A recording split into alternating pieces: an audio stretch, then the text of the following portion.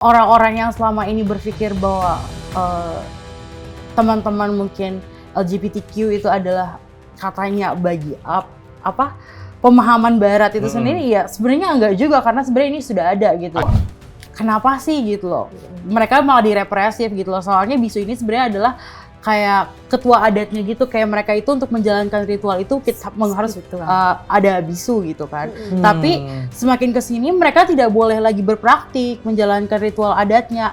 Menindas atau justru menciptakan atau melanggengkan atau memperparah. Ada yang dominan dan ada yang tidak dominan. Jadi kebijakan itu sendiri pada akhirnya nanti muncul sebagai kekuatan politik yang mendominasi atau berusaha mematikan, membunuh budaya-budaya yang ada. Sedang dikendalikan oleh algoritma, oleh kapitalisme tak terlihat di balik layar handphone saya atau layar laptop saya.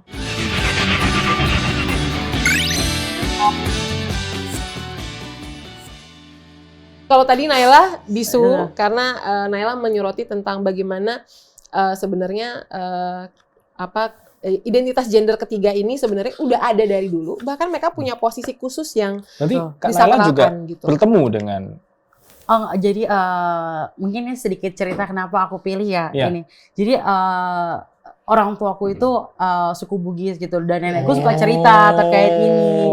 Nah, semakin besar aku semakin penasaran gitu loh, karena mungkin bagi aku kenapa sih gitu loh, mereka malah direpresif gitu loh. Soalnya bisu ini sebenarnya adalah kayak ketua adatnya gitu, kayak mereka itu untuk menjalankan ritual itu harus ada bisu gitu kan. Tapi semakin kesini mereka tidak boleh lagi berpraktik menjalankan ritual adatnya, akibat adanya pandangan-pandangan yang bilang itu kalau misalkan bisu dan lain-lainnya itu dalam gender yang ada dalam suku Bugis itu udah melanggar norma gitu. Iya betul. Jadi bahkan di Bugis sendiri mereka udah menganggap ini melanggar norma. Betul, sampai kepala daerahnya sendiri itu sempat kayak membubarkan kayak pagelaran bisu sendiri di sana gitu. Oh wow, ini hal baru sih buat aku, ini hal baru. Menarik sekali ya. Tapi ya mungkin balik lagi ke Mbak Yuyut ya, bahwa mau nggak mau ini karena power tadi, ada relasi kuasa di situ yang membuat. Jadi kan kepala desa yang akhirnya membubarkan akhirnya. Kepala daerah. Kayak bupatinya. Bupati loh, selevel bupati membubarkan. Wow, ini menarik sih. Aku malah mau bertanya kayak gini. Dengan situasi relasi kuasa yang seperti ini, masih mungkin nggak sih kita istilahnya itu bukan memaklumi ya, tapi kayak ya menghidupi multikulturalisme itu masih mungkin nggak sih sebenarnya? Menurut Mbak Yuyut gimana? Ya, dalam perkembangannya kan kemudian ada yang namanya, kita semua ini kan sebuah negara ya. Rakyat ini kita juga negara. Jadi agak salah kaprah kalau ada istilah bahwa negara hadir, dalam arti di sini penyelenggaranya sesungguhnya. Nah, problem kita sebagai negara, di mana kita warga negara, dan kemudian ada yang menyelenggarakan pemerintahan, yaitu orang-orang yang kita pilih ya, sesuai dengan trias politika, ada eksekutif, legislatif, dan yudikatif. Nah, dalam perkembangannya negara modern ini, kan kemudian masalah multikulturalisme ini kan kemudian mestinya diatur oleh penyelenggara negara. Agar tidak terjadi ada budaya tertentu yang mendominasi, atau yang lain mengalami dominasi. Seharusnya seperti itu. Tetapi dalam prakteknya, termasuk di Indonesia, kalau kita lihat bahwa kebijakan-kebijakan itu sendiri, apakah dalam arti kebijakan politik, ekonomi, atau hukum, itu ternyata menindas, atau justru menciptakan, atau melanggengkan, atau memperparah. Ada yang dominan dan ada yang tidak dominan. Jadi kebijakan itu sendiri pada akhirnya nanti muncul sebagai kekuatan politik yang mendominasi atau berusaha mematikan, membunuh budaya-budaya yang ada. Bisu sebagai contoh, bisu ini kan lahir zaman aristokrasi Bugis ya, Sulawesi Selatan ya. Jadi posisi bisu itu dulu adalah para spiritualitas, para spiritualis. Para spiritualis itu dituntut tidak boleh bergender. Karena kalau bergender, masalah apa yang disebut hasrat sebagai laki dan perempuan. Karena itu dari sananya atau diciptakan, kalau menurut mereka ini panggilan, bisu harus agender. Agenda. Tidak bergender. Justru persis karena tidak boleh ada hawa nafsu sebagai laki dan perempuan di dalamnya. Agender kan tidak berseks, ya, tidak berseks. Artinya orang yang suci, disucikan dan bersih, dan itu turun-temurun. Nah, inilah yang dianggap capable atau memiliki kriteria sebagai seorang spiritualis bagi raja-raja. Jadi inti bisu itu di situ. Tapi dalam perkembangannya kerajaan dihancurkan atau hancur ya. Kemudian peranan bisu tidak ada lagi dan tidak yang melanjutkan. Yang ada adalah usaha-usaha untuk menjadikan bisu sebagai eksistensi budaya, bukan identitas lagi. Tetapi kemudian kebijakan negara, pemerintah kemudian mencampur adukkan warisan bisu sebagai warisan budaya dengan identitas yang sekarang berkembang yang disebut LGBT. Jadi ini dicampur adukkan. Jadi sebenarnya saya termasuk tidak setuju bahwa bisu adalah transgender atau sebagaimana waria ya. Beda lagi. Itu sesuatu yang beda. Makanya pendidikan kita ini kan meniadakan yang namanya pendekatan historis. Segala sesuatu itu pasti ada historisnya, termasuk bisu. Bisu sesuatu yang lain, termasuk yang ini coba diangkat oleh Mas Eyang Didik Nini Towo ya. Kenapa dia menari dua muka? Itu kan mencirikan sebenarnya inilah dia ingin mengangkat tradisi-tradisi seperti bisu. Kalau di Banyumas itu lengger atau di Ponorogo juga ada yang sekarang disebutnya gay, homoseksual, sebenarnya bukan begitu. Ini adalah tradisi spiritual yang hidup di Nusantara yang ada. Tidak ada hubungannya dengan erotisme gitu loh. Ini semua hubungannya dengan sesuatu yang sangat spiritual. Nah, cuma urusan bisu, urusan penari lengger, atau bahkan waro atau yang lainnya yang semirip, itu kemudian sekarang ini karena kita kehilangan aspek epistemik dari asal-usul budaya ini, maka kemudian asosiasi kita ini menjadi sesuatu yang erotis. Kalau udah erotis ya urusan, mohon maaf ya, syahwat gitu loh. Di anak yang sekarang, generasi sekarang ini semua kan jadi kayak syahwat urusannya. Padahal sama sekali bukan. Jadi yang spiritual itu sekarang mengalami peyoratif ya, bahasa ininya degradasi menjadi sesuatu yang erotis. Nah, dan pemerintah tidak berupaya untuk memelihara atau melindungi yang seperti ini. Bahkan kemudian menjadi tangan besi itu sendiri untuk ini semua harus dibantai, apalagi dengan adanya undang-undang porno aksi ya, pornografi porno aksi yang dianggap ini bagian dari erotisme yang memang harus diberantas. Maka bisu ikut serta diberantas oleh pemerintah daerah karena dianggap memalukan dan melanggar agama. Padahal ini semua tidak ada, maaf ya, tidak ada urusannya dengan agama. Nah, pencampur aduan ini masuk ke ranah kebijakan, cara berpikir atau epistemik para pemangku penyelenggara negara kita ini. Maka kita, maaf ya, sebenarnya sekarang termasuk generasi muda, kita dipimpin oleh para politisi atau para pejabat yang epistemiknya itu dangkal. Kehilangan aspek historis. Ya mungkin karena uang ya yang dikejar, merasa uang. Kemudian selalu atas nama hukum. Tapi apakah hukum harus kita kejar? Apa hukum itu? Jadi bisu dilarang atas nama hukum. Hukumnya undang-undang pornografi porno aksi. Ya, jadi kacau, bukan kacau. Maka kemudian praktek multikulturalisme di Indonesia ini menjadi rumit. Bukan karena masyarakatnya itu sendiri, tetapi adalah oleh penyelenggara kebijakan.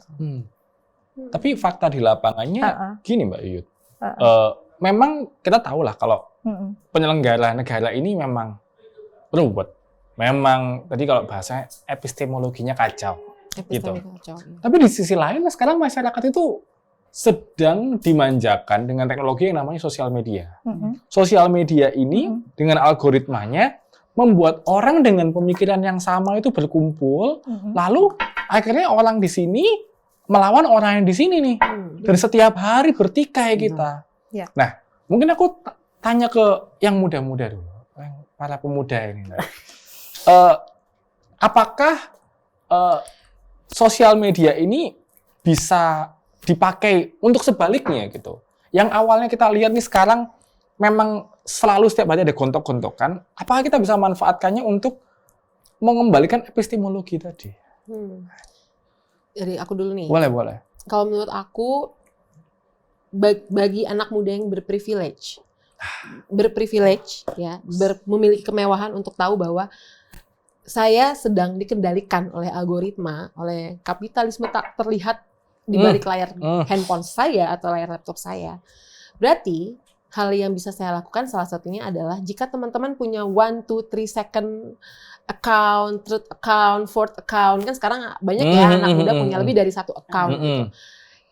Kadang sebagian itu memanfaatkannya untuk stalking, ya, untuk mencari informasi dan untuk menunjukkan persona diri yang lain.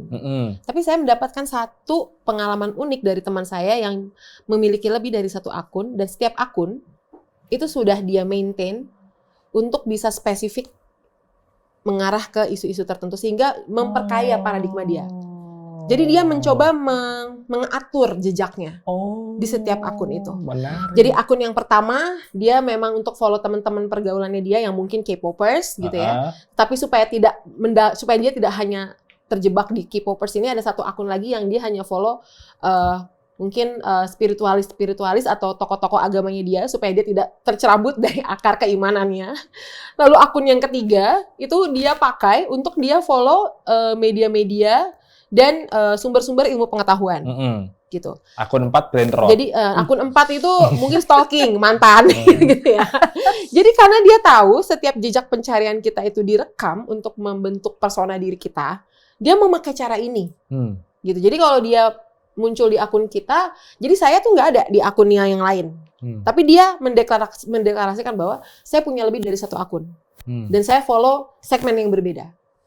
Sehingga pemikiran saya bisa tajam di satu titik, tapi saya tidak kehilangan informasi di tempat lain. Dan dia menolak diri dia untuk dikendalikan oleh algoritma yang menjebak berpikirannya dia hanya berputar di corong yang sama gitu ya.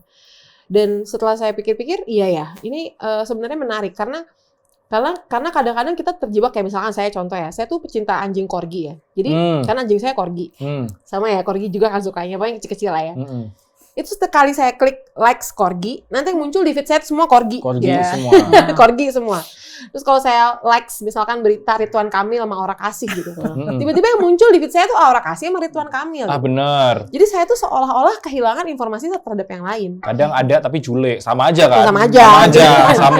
Kan sangat dangkal gitu kan. Jadi saya berpikir, iya ya, teman saya nih memakai strategi ini mungkin suatu saat perlu saya coba juga. Meskipun nanti kesulitannya adalah bagaimana memanajemen passwordnya. Karena kita tidak hanya berhadapan dengan algoritma, Kak. Kita juga berhadapan sama masalah keamanan data. Betul. Gitu. Ini nggak mudah nih memanajemen akun kayak gini. Tapi dengan dia melakukan itu, saya juga mulai berpikir, sebenarnya masih ada harapan sih. Toh teman-teman saya yang masih muda bisa memanfaatkan dalam tanda kutip media sosial ini tetap untuk kepentingannya dia, sembari terus-menerus melihat bahwa akan ada strategi-strategi baru yang dimunculkan oleh platform untuk kepentingan platform, dan mungkin saja akan semakin memarginalkan posisi kita sebagai konsumen media sosial itu sendiri, kayak gitu. Tapi Anda ingin data Anda aman? Silakan. Siapa tahu ada sponsor kan? Ada sponsor gitu dari mana gitu kan? Siapa tahu di-keep dulu. Enggak dong, kan data kita disimpan di negara lain, Kak. Itu juga masalah lagi. Kalau dari Kak Naila, mungkin strateginya nih untuk kita selama bersosial media ini bisa membangkitkan kembali epistemologi yang tadi Gimana? Kalau dari aku sendiri gitu ya, sebenarnya aku sudah menyadari gitu loh, ternyata kalau misalkan kita itu hidup tuh dalam bubble gitu loh, dalam bubble yang kalau misalkan kita suka nyarinya itu atau tertariknya itu tuh akan terus-terusan balik lagi ke situ gitu loh. Jadi kalau aku sendiri sih mungkin gak beda jauh ya sama kayak yang Kak Tita tadi bilang. Kayak aku punya akun sendiri itu untuk isinya ngelihat masak-masakan doang gitu loh. Jadi kayak yang sisanya aku pakai ya untuk misalkan untuk kayak scroll-scroll tentang literasi atau apa gitu. Jadi memang aku gunain itu sebagai kayak kalau aku mau ngeliat yang ini aku bakal ngeliat di sini. Tapi kalau aku mau, karena aku tuh sebenarnya udah pernah coba gitu. Dulu gunain satu akun aja dan hasilnya tuh jadi kayak sedikit random gitu jadi isinya, dan juga kadang kalau misalkan kita keseringan ngelihat di satu akun tuh nanti yang keluar malah hal-hal yang mungkin kita nggak pengenin gitu, jadi keluar terus. Jadi kayak aku memang ngefilter itu sendiri sih gitu. Dan mungkin kalau aku sendiri ya tadi sih sebagai anak muda ya kita harus sadar gitu loh, sebenarnya apa yang kita konsumsi itu berpengaruh sekali ke dalam pikiran kita sendiri, dalam cara berpikir gitu loh. Kayak semakin banyak mungkin kita baca tentang ya isu feminisme contohnya, ya kita akan sering semakin dekat gitu dengan isu tersebut, jadi semakin ada di dalam pikiran gitu loh. Tapi ya kalau misalkan kita seringnya dekat dengan isu-isu yang kayak gosip ya akan dekat ke sana gitu loh. Jadi sebenarnya mungkin itu sendiri harus muncul dari dalam diri kita sendiri sih begitu. Karena ya awal mula dari segalanya adalah kesadaran diri gitu. Kalau Mbak Yuyut mungkin pesannya buat anak muda deh, supaya kita bisa berpikir itu lebih inklusif, lebih pakai kacamata yang multikultur. Ya, multikultur itu tidak harus hanya dipahami sebagai sesuatu yang difference, berbeda. Tapi dua hal, ada sameness dan ada difference. Keduanya seperti pasangan kekasih ya, yang saling berkaitan, saling ada keterhubungan. Jadi nggak bisa dipisah. Nah ini yang oleh anak muda, tidak hanya oleh anak muda, oleh kita semua, yang saya maksudkan bagaimana sameness and difference ini mesti kita konstruksikan lagi ke dalam cara berpikir kita mengenai segala hal di dalam di dalam bermasyarakat, termasuk juga ber-IT ya, bermasyarakat di dalam visual itu ya. Termasuk juga di dalam konteks kebijakan negara. Jadi mesti ada kebijakan itu juga mengandung sameness and difference. Jadi, satu problem. Jadi ini yang harus kita rebut gitu ya, sebagai cara berpikir kita, cara kita epistemik itu adalah sameness and difference.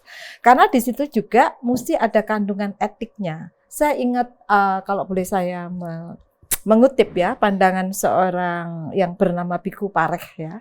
Dia seorang multikulturalis, antropologis dan juga filsuf. Dia mengatakan bahwa globalisasi termasuk AI itu tidak terelakkan.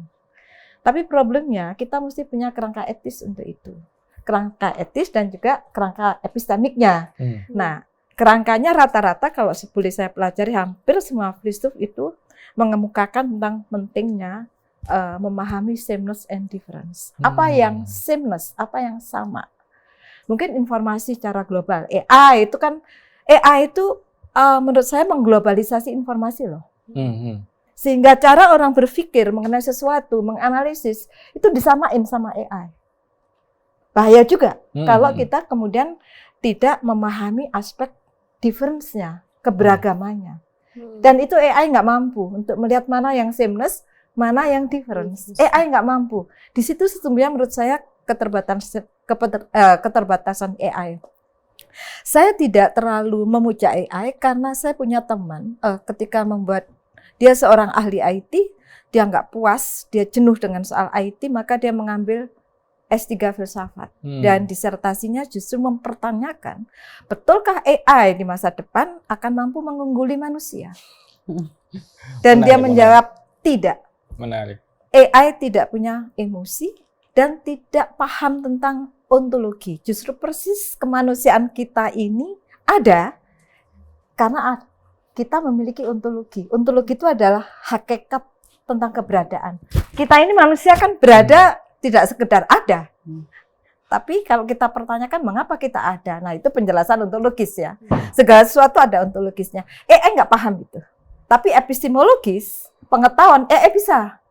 Tapi begitu masuk ke kerangka etis, AI nggak ngerti mana kerangka etis itu kan mana yang baik dan mana yang buruk. AI nggak ngerti. Jadi AI ini hanya paham tentang hal-hal yang bersifat pengetahuan. Tapi etika, ontologi tidak tahu. Nah, Maka kemudian pesan saya kepada kawan-kawan muda, juga AI penting dalam beberapa hal. Tapi ingat bahwa AI tidak akan ketika ber-AI kita mesti punya kerangka ontologis dan kerangka etisnya. Sedemikian rupa sehingga multikulturalisme itu sekali lagi tetap kita pahami dalam kerangka sameness and difference. Dan disinilah artinya kita menghormati, mentoleransi semua perbedaan, tapi juga ada persamaan. Saya kira itu pesannya. Terima kasih Mbak Yuyut. Kalau dari saya teman-teman, aku tuh hari ini banyak belajar dari diskusi kita hari ini. Dan kalau ditanya apa sih kita yang bisa kita lakukan untuk bisa hidup dengan perspektif yang lebih multikultural, lebih inklusif gitu, aku lagi-lagi balik, ya kita harus lebih banyak mengenal, diskusi, baca buku. Kayak hari ini aja aku tuh diingatkan bahwa ya kita tuh mau nggak mau akan terus terjebak dalam relasi kuasa. Lalu tadi aku dapat belajar tentang bisu di Bugis yang ternyata dia juga nggak dalam diagram Venn yang sama nih antara LGBT dan spiritualitas tadi nih. Itu hal yang baru buat aku. Dan itu nggak mungkin diperoleh kalau kita tidak terliterasi dengan baik. Jadi buat teman-teman yang mungkin penasaran dengan topik tentang keberbedaan gitu ya, teman-teman boleh baca Muda, Beda, Itu Biasa. Nah, ini bisa dibeli di Diskursus gitu. Harganya berapa nih harganya nih? Info harga. Nanti di sini. Info harga ada di bawah. Nah. Jadi teman-teman terima kasih buat Kak Naila, Kak Rita, Mbak Yuyut, terima kasih. Mau salaman. Biar nggak awkward. Terima kasih. Sampai jumpa di episode-episode berikutnya. Jangan lupa buat subscribe channelnya Diskursus Network dan juga follow semua sosial medianya Diskursus Network. Sampai ketemu. Dadah semuanya. Dah. Terima kasih Kak.